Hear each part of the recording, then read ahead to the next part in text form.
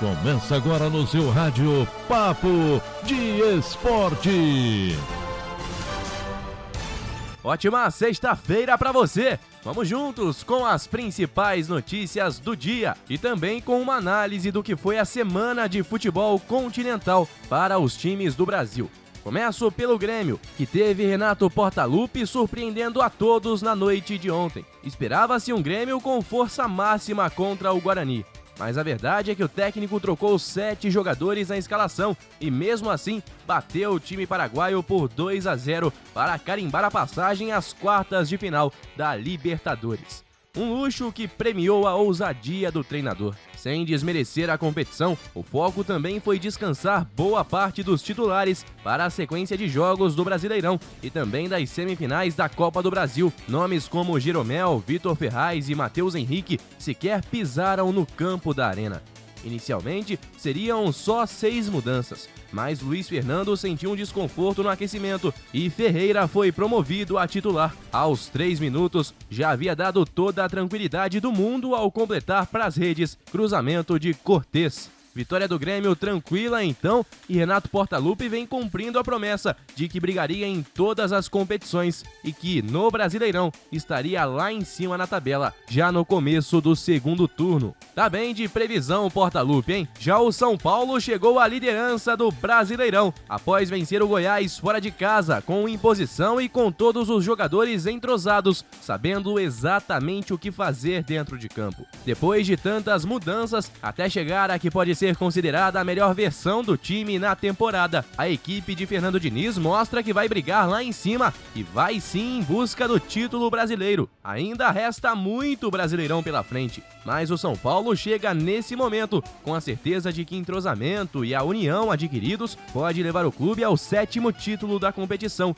e acabar com o jejum de 8 anos sem qualquer conquista. Bom, já falamos das boas campanhas, agora é hora de falar de problemas, dentro e fora das 4 linhas. O Vasco da Gama vive dias de profunda crise. Aliás, o Vasco, que foi eliminado para o Defensa e Justiça na Sul-Americana, não é só um time que perde chances com Ribamar e Gustavo Torres e enlouquece a torcida longe dos estádios. É um clube que dá constante ebulição política, se encontra dessa vez num cenário quase inédito. Há poucos dias do fim da gestão Alexandre Campelo, ninguém sabe quem vai tomar as decisões no clube. Há 10 contratos por se encerrar, entre eles o do próprio Ribamar, que foi alvo de protesto da torcida nesta melancólica noite de quinta-feira em São Januário, mas também de jogador importante, o argentino Benítez. A derrota de 1-0 eliminou o Vasco nas oitavas de final, já que no jogo de ida, o placar ficou empatado em 1-1.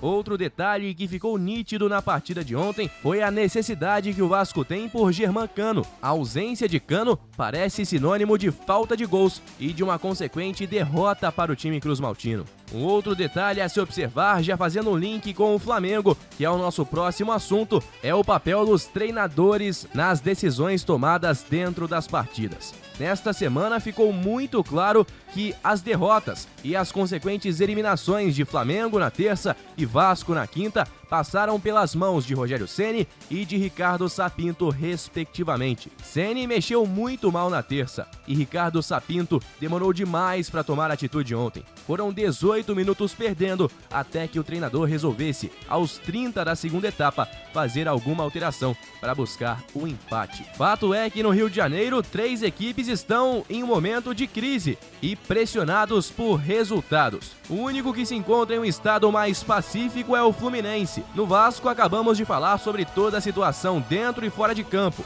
No Botafogo é parecido, indecisão na diretoria, técnico afastado com Covid-19 e a necessidade de vitórias para sair da zona de rebaixamento. Já no Flamengo, eliminações precoces nas competições de mata-mata e agora só o Brasileirão pela frente. Pressão também para cima do recém-contratado Rogério Ceni. Isso tudo faz com que Botafogo e Flamengo entrem em campo amanhã com objetivos opostos e sabendo que vencer daqui para frente pode garantir o futuro dos dois clubes. E a bola rola amanhã às 17 horas no Newton Santos. Vai ser um clássico pesado, diferente. E por falar em Campeonato Brasileiro, vamos aos jogos do final de semana. No mesmo horário de Botafogo e Flamengo, tem Santos e Palmeiras na Vila Belmiro. Mais tarde, às 19 horas, é a vez de o Fluminense receber o Atlético Paranaense no Maracanã. Bahia e Ceará também jogam às 19 horas deste sábado, na Itaipava Arena Fonte Nova. Curitiba e Bragantino jogam no Couto Pereira às 9 da noite. No domingo, às 4 da tarde,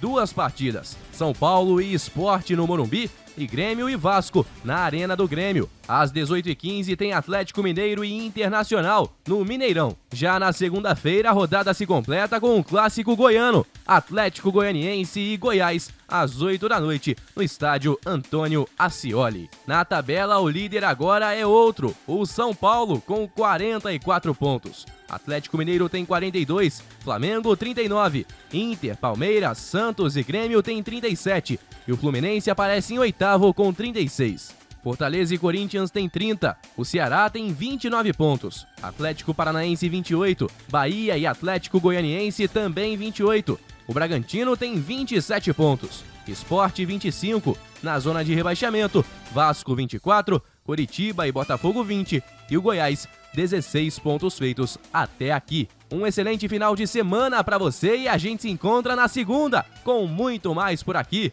Forte abraço, pessoal. Guilherme Faria para a Rádio Conselheiro FM.